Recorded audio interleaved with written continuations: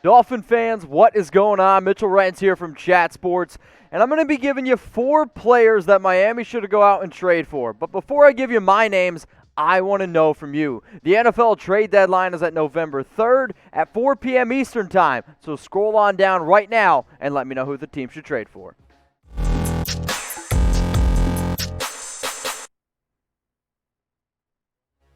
Potential Dolphins trade candidates coming at you here, and I got 4 names, some on offense, some on defense, and if you don't like any of the names that I think of, well, guess what? That's what the show's all about. Let me know. Let's start here at the defensive line, Geno Atkins, and the reason why I'm thinking this is because, let's face it, the Cincinnati Bengals, they are sellers at this point, and I just saw them ship away Carlos Dunlap for a 7th-round pick and an offensive lineman who hasn't played literally at all this season.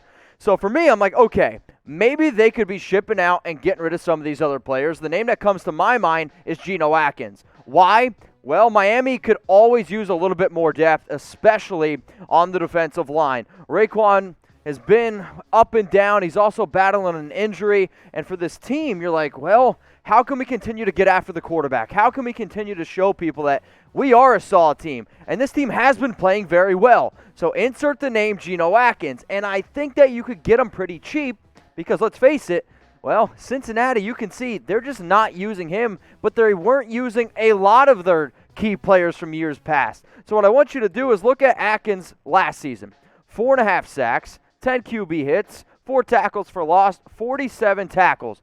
The Miami Dolphins are an up-and-coming team, and they have a lot of young talent, a lot of raw talent. So for me, I thought, okay, maybe I could also go get Atkins to be that player coach. He is not what he used to be.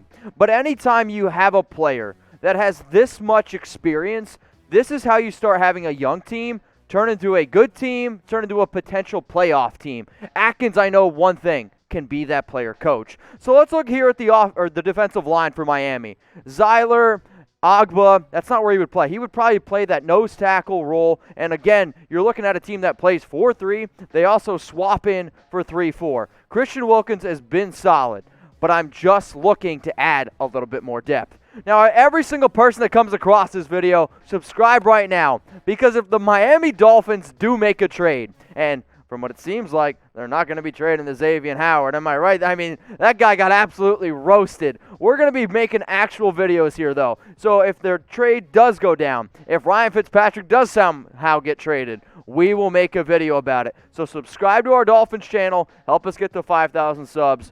Us at Chat Sports, we would appreciate it.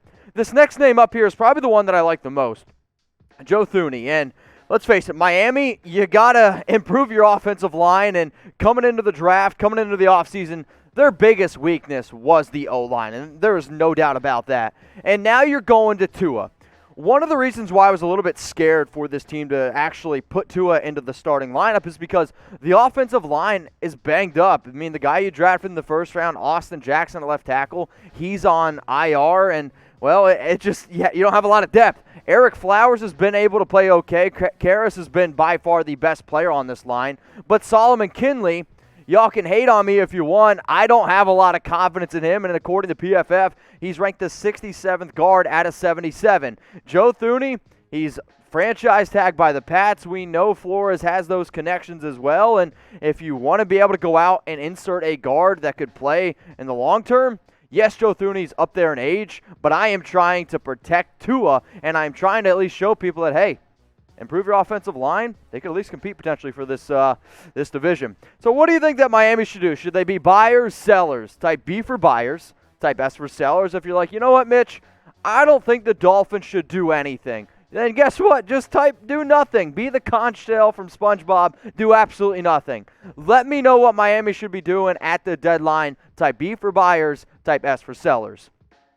I could actually go either way here, right? And that probably could be taken in so many different ways, that context. But when you look at the AFC standings, like, let's face it, Miami's in this thing. Like, they are right here. I don't know if they're going to be able to catch the Bills, but the way that New England's been playing, the way that the Jets are just an absolute dumpster fire, Miami has a legit shot here. So what I want you all to look at right now is the AFC playoff picture. At number 5, you got the Ravens. At number 6 is the Browns. Number 7 is the Colts. And then at number 4 is the Bills, who are leading the AFC East.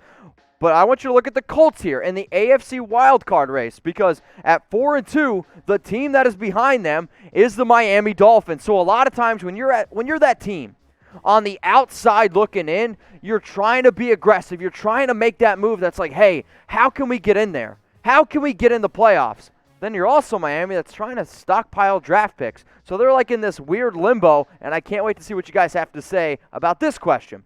Will Miami go out and make the playoffs? Why for yes and for no? The beginning of the season, I was like, man, I don't know. And I mean, I know a lot of y'all got mad at me. My original prediction was a 6-10 record for the Dolphins, but they have been playing a lot better. The issue with that is they were playing a lot better with Ryan Fitzpatrick, and I know Fitz and a lot of y'all were surprised that they did make the move.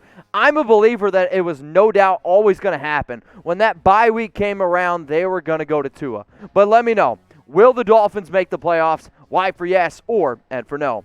You can bet on it, and you can bet on every single Dolphins game. You can bet on every single NFL game going forward, but you got to do it at BETUS. Go to chatsports.com/bet and use that promo code Dolphins125. It gets you 125% deposit bonus. I challenge y'all to be able to find a better deal out there. You're not gonna.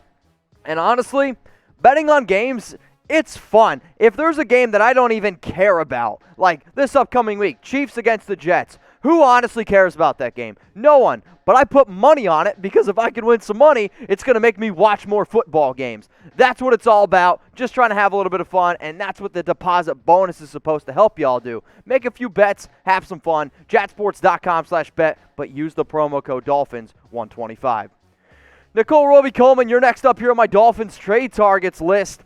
If you're a team where the one spot you've kind of struggled in the secondary this year is that nickel corner, maybe go out and add a guy that's got a little bit more of experience. Nick Needham has had some good games, but man, he's also had some, well, pretty bad games here. And the Eagles, this is a football team where they're 2-4-1. They are first place in the NFC East, and they might be buyers, but if you're 2-4-1, let's face it, you should sell, and you should try to get better in the future. Now, the other reason why I think this one can make a little bit of sense here is Noah Igbenogany played in only 13 snaps last week, and he just hasn't been very good. Byron Jones, solid. Xavien Howard has been very good. Rowe and McCain, McCain right now, you could make the argument, might be the best player on that screen for how he's played the first few games, but nickel corner is still that one where I'm like, well, you still could improve at least a little bit. So let me know here. We talked about the offensive line. I talked about the defensive line. What is the Dolphins' biggest need right now?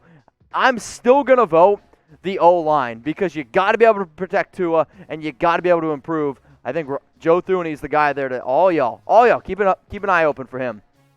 This last one, we're going to have a little bit of fun here. It's Kerryon Johnson. And the reason Kerryon makes my list here is because coming into the offseason, this team definitely wanted to be able to make some improvements at running back, right? You go out, you get Matt Breida, trade for Matt Breida for a 5th-round pick. You sign Jordan Howard to a 2-year deal, and, well, it just hasn't worked out. No offense to Gaskin, he was not in the plan. And for Detroit, they have, well, kind of just shipped on Kerryon out, and he's been pushed.